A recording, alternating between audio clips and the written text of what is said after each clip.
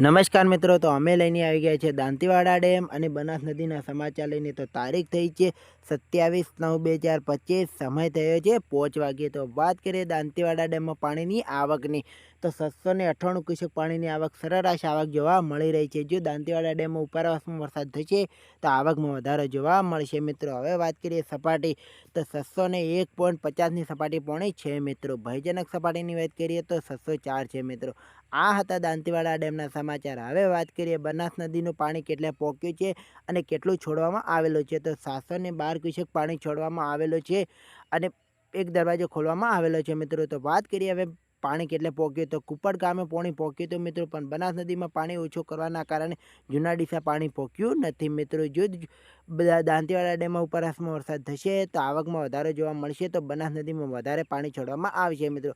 આ હતા બનાસ નદીના સમાચાર. જો સારા લાગ્યા તો કોમેન્ટમાં જણાવતા રહેજો મિત્રો. ચેનલને સબસ્ક્રાઈબ કરી દેજો.